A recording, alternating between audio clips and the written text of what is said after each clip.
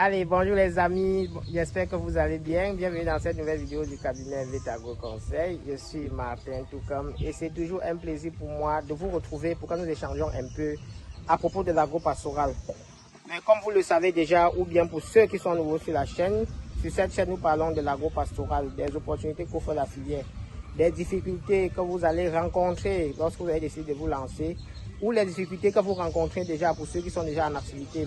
Mais surtout, nous vous donnons les conseils et l'accompagnement nécessaires pour vous permettre de réussir votre projet en agro-pastoral. Et sans vous mentir, n'hésitez pas à prendre attache à notre service commercial pour bénéficier de nos différentes prestations qui partent des consultations en ligne pour ceux qui souhaitent se lancer jusqu'aux consultations sur le terrain, l'audit des sites d'élevage et aussi les formations. Mais à côté de cela, nous vous offrons également le matériel d'élevage et les ressources génétiques nécessaires pour réussir, c'est-à-dire les poussins d'un jour, les porcelains. Ça vous permet de mieux démarrer votre projet. Donc comme toujours, je vous amène aujourd'hui à la découverte d'un nouveau projet, des difficultés que le promoteur rencontre. Et vous allez bien évidemment apprendre ces difficultés-là pour améliorer ce que vous faites déjà.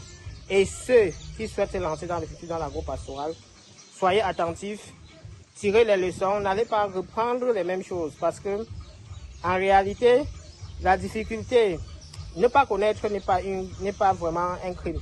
Mais connaître et reprendre quand même l'erreur de l'autre, c'est là où il y a problème. Et nous le faisons, nous vous accompagnons sur cette chaîne gratuitement, donc c'est du bénévolat. Il sera quand même ingrat et ignorant de ne pas partager ces vidéos, de ne pas faire bénéficier les autres et surtout de ne pas tirer profit des conseils qui sont donnés gratuitement. Alors sur ce, je vous invite à vous abonner pour ceux qui ne sont pas encore abonnés.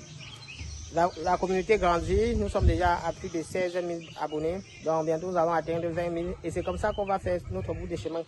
On va avancer petit à petit parce que je sais que vous êtes la vraie force, c'est grâce à vous que nous sommes là où nous sommes aujourd'hui et c'est grâce à vous qu'on va continuer à grandir parce que pour vous dire vrai, on n'a même pas encore commencé, on s'échauffe encore.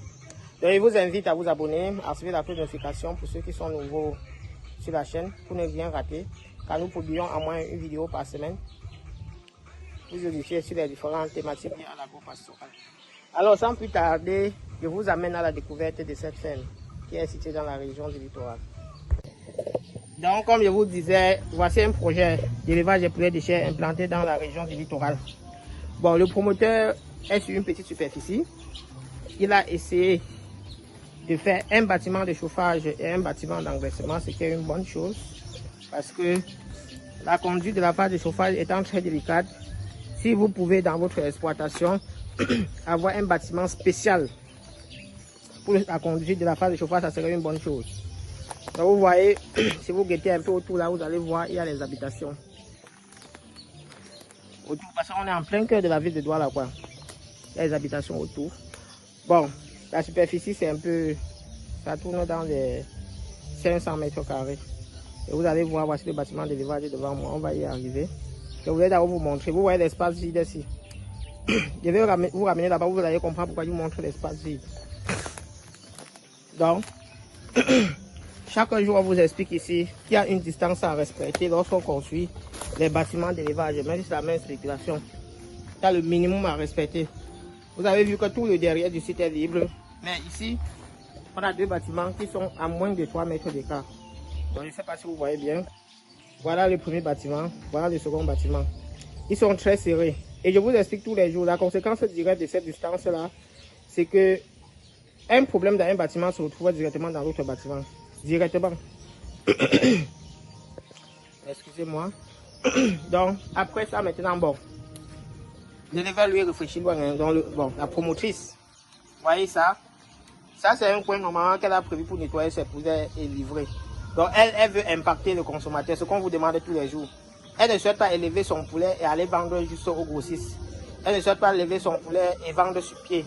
Elle dit que non, sa souffrance doit être ressentie par le consommateur. Donc, elle nettoie pour livrer directement au consommateur ou livrer au supermarché. C'est qu'il y a une bonne chose, c'est une bonne étape. Maintenant, seulement que pour ceux qui souhaitent travailler dans les supermarchés, je vais quand même attirer votre attention là-bas parce qu'il faut avoir une bonne trésorerie. Pourquoi? Parce que dans la politique de paiement des supermarchés, le délai de livraison et de paiement, c'est environ 45 jours. Et quand c'est 45 jours, tu ne vas pas attendre 45 jours pour lancer une nouvelle bande. Donc, tu dois fonctionner en attendant qu'ils payent. Donc tu dois avoir suffisamment de fonds de roulement pour pouvoir tenir sur une bande sans avoir besoin de l'argent du supermarché ou en attendant que le supermarché paye. Donc je vais m'attarder maintenant au niveau du premier bâtiment. Regardez l'extérieur, si vous allez voir que lorsqu'il pleut, la boue s'accumule ici au fur et à mesure. Ça a déjà caché complètement le petit mur. Donc vous ne voyez plus le demi-mur. Ça a caché le demi-mur tout au long. Donc la boue s'accumule là et l'eau entre. Je vais vous montrer ça de l'intérieur. Vous allez mieux voir. Et ce bâtiment est destiné au chauffage des poussins. Donc regardez l'intérieur. Regardez d'abord la place et vous allez voir que c'est sec. Maintenant là où on était tout à l'heure, la face interne, vous voyez comment c'est mouillé, non? C'est bien mouillé. Bien même. C'est parce que l'eau s'infiltre.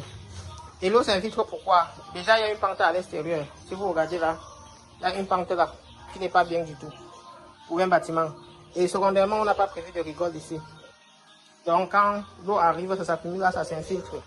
Et là c'est pas bien parce que je ne sais pas comment tu vas chauffer le poussin quand le sol est mouillé. Quand le sol est mouillé, tu ne peux pas bien le chauffer. Ou quand tu le chauffes, lui tu le chauffes en haut, mais au niveau des pattes, il est positionné sur une surface humide. C'est pas bien. Secondairement, l'humidité va favoriser le développement des bactéries intestinales et des parasites. Ce qui va augmenter les problèmes de santé chez vos animaux. Ici maintenant, vous voyez que il n'y a pas de rigole. Attendez, je vous montre bien. Voilà le long du bâtiment. Il n'y a pas de rigole ici. Le second bâtiment, il n'y a pas également de rigole. La conséquence directe, c'est que le sable s'accumule là. Et quand le sable s'accumule, vous voyez comment l'eau essaye de se faire un chemin. Donc vous voyez, l'eau essaie de se faire un chemin là. Et là, je vous montre encore à l'intérieur. Conséquence directe, l'eau s'infiltre. Vous voyez la moisissure qui se trouve à l'intérieur.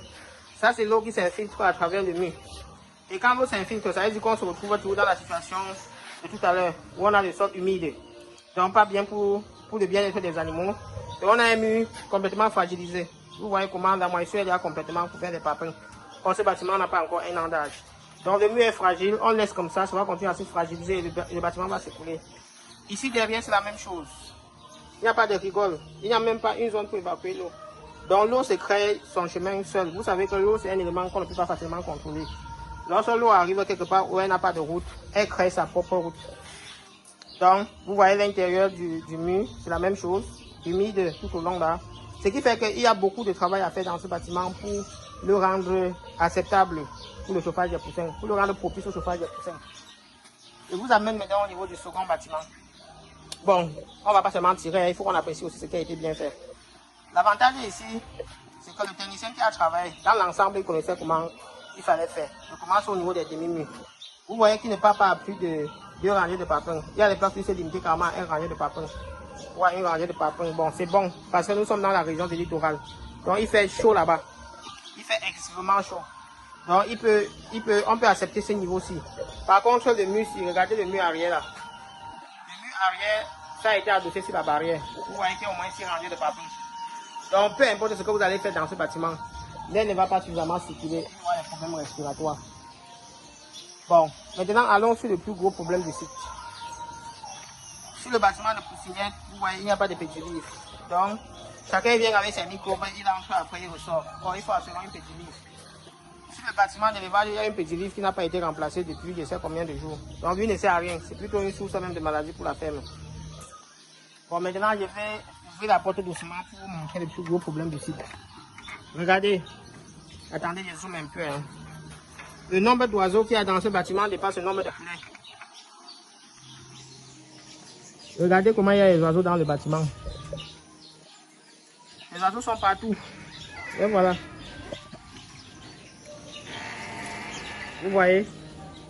Il y a les oiseaux partout. D'après vous, vous pensez quelles sont les conséquences? Regardez, ça c'est un bâtiment d'élevage.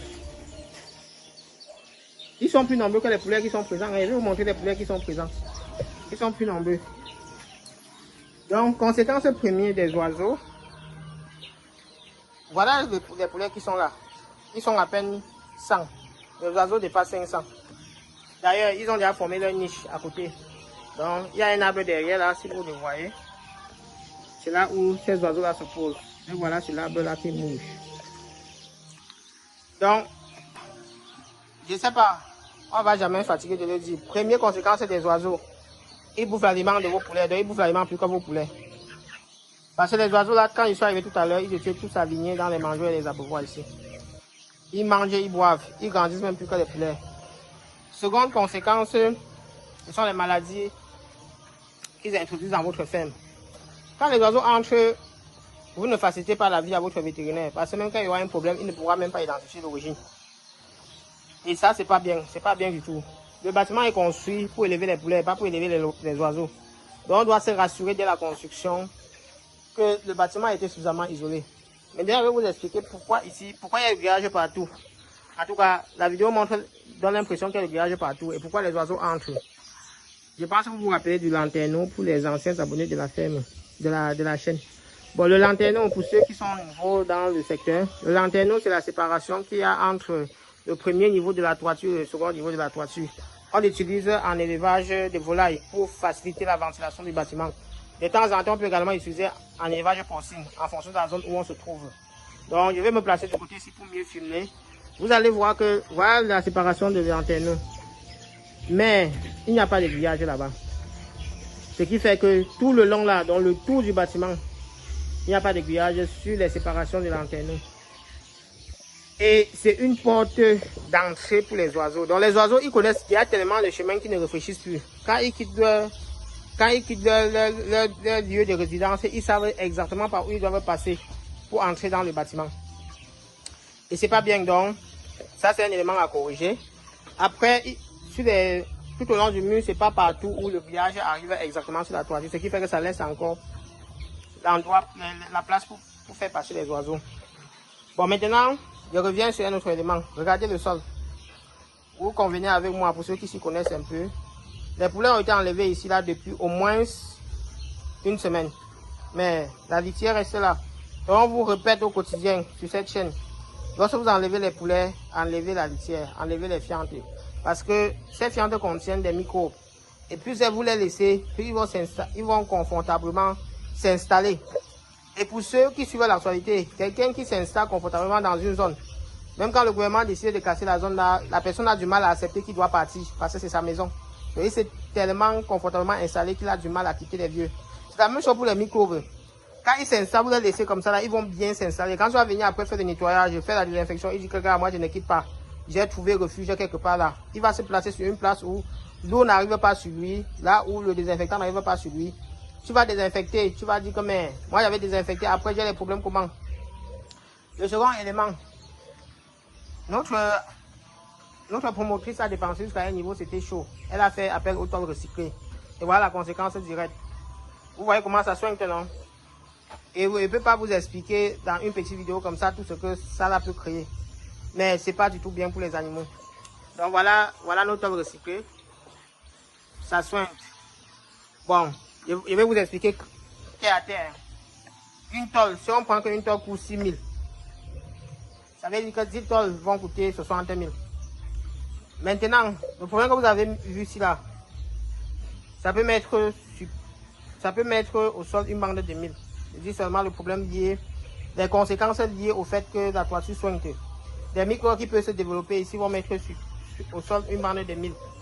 Si on suppose que les 1000 là meurent même seulement un jour d'âge, ça fait au moins 500 000 de pertes. Vous comprenez que 10 tôles c'est 60 000 et 500 000 de pertes, il n'y a pas match. Donc, il faut souvent bien réfléchir sur ce sur quoi vous économisez et ce sur quoi vous n'économisez pas. Voici un autre problème. Lorsqu'on vous dit, on vous explique l'importance de former votre personnel ou de chercher les prestataires qualifiés, mais surtout il va insister sur former les personnels parce que le prestataire peut être qualifié. La personne qui décide à la fin de la journée, c'est le personnel. Regardez le sol ici.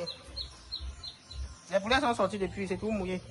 Et je vous rappelle, ils ne soignent pas là. Donc vous voyez, c'est tout mouillé. Mon pied entre complètement. C'est pas bien. La litière se gère au quotidien. On n'attend pas que la litière devienne catastrophique pour la renouveler. La litière se gère au quotidien. Donc cette litière aurait dû être renouvelée au fur et à mesure qu'il se mouillait. Après, maintenant, on va passer sur l'hygiène. Moi, je vous pose toujours la question, est-ce que vous buvez dans un abreuvoir sale? Est-ce que vous buvez dans un gobelet sale? Est-ce que vous mangez dans une mangeoire ou dans un plat sale? Regardez vous-même la qualité de l'eau et de l'abreuvoir. Même l'eau n'a même pas été renouvelée. En fait, tout est sale quoi. Et quand c'est comme ça, vous pensez qu'on peut avoir quel résultat? Vous pensez qu'on peut avoir quel résultat? Donc ça c'est un peu ce que je voulais vous montrer dans cette vidéo. J'espère que les différents éléments, les différentes remarques ressorties vous a permis d'améliorer vos connaissances pour ce qui est de l'agriculture en général et l'élevage des poulets de chair en particulier. Si vous êtes de la diaspora, vous souhaitez vous lancer dans un tel projet, n'hésitez pas à nous consulter en avance. On va éviter ces erreurs. On va vous aider à éviter ces erreurs. C'est important. Si vous le faites déjà et que vous voulez voir si vous le faites bien ou bien vous rencontrez des difficultés, n'hésitez pas à commander nos guides d'élevage chez nous pour que nous passions chez vous, faire ce même travail, vous faire un rapport et vous faire des propositions pour améliorer ce que vous faites déjà. N'oubliez pas, nous-mêmes quand nous venons, nous apprenons, nous grandissons aussi parce que nous n'avons pas le monopole du savoir. C'est juste que nous sommes tous ignorants, mais pas tous la même chose. Donc je peux connaître un peu sur un pan plus que vous et vous connaissez sur un autre pan plus que moi. Ça va nous permettre, nous tous, en nous réunissant, en travaillant ensemble, d'évoluer.